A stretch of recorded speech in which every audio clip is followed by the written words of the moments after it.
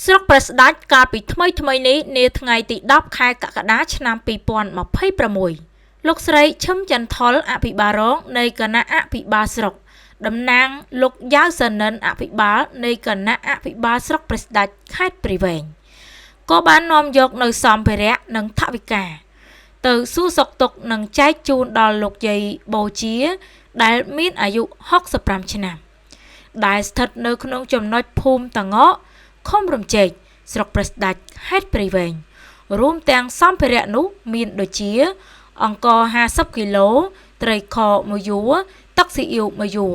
ទឹកសុទ្ធ1កេសទឹកផ្លែឈើ1កេសមី2កេសសម្ភារៈដំណេកសម្ភារៈផ្ទះបាយ1សម្រាប់និងថវិកា100000រៀលព្រមទាំងថវិកាសប្បុរសជន34000រៀលសរុប44000រៀលជំរាបសួរជំរាបរលឹកជូនទៅកាន់ថ្នាក់ដឹកនាំស្រុកចាដល់កាលពីថ្មីនេះចានៅថ្ងៃទី10ខែកក្កដាឆ្នាំ2026ចាដែលមានវត្តមាននៅកំពង់ខ្ពស់លោកស្រីឈឹមចន្ទថុលអភិបាលរងនៃគណៈអភិបាលស្រុកក៏បានតំណាងលោកយ៉ាវសានិនអភិបាលនៃគណៈអភិបាលស្រុកព្រះស្ដេចខេត្តព្រៃវែងនៅក្នុងនោះក៏បាននាំយកនៅសម្ភារៈនិងថវិកាអញ្ជើញសួរសុខទុក្ខនិងចែកជូនដល់លោកយាយបូជា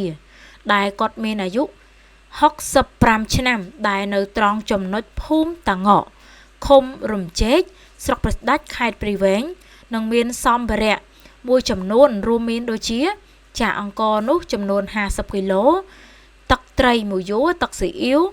1យួរទឹកសុទ្ធ1កេសទឹកផ្លែឈើ1កេសមី2កេសសម្ភារៈដំណេកនិងសម្ភារៈផ្ទះបាយ1សម្រាប់ចាព្រមទាំងថវិកា100000រៀលនៅក្នុងនោះក៏មានថវិកាសប្បុរសជនចំនួន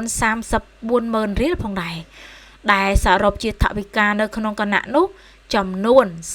44000រៀលដូច្នេះចាជំរាបសួរបងប្អូនទីជិតទីឆ្ងាយដោយតាមរយៈការអធិប្បាយរបស់នេះខ្ញុំនេះចែករំលែកអំពីទស្សនវិជ្ជាចាថ្មីកន្លងផុតទៅ3ថ្ងៃនេះដែលមានវត្តមានចាលោកស្រីឈឹមចន្ទថុលចារួមទាំង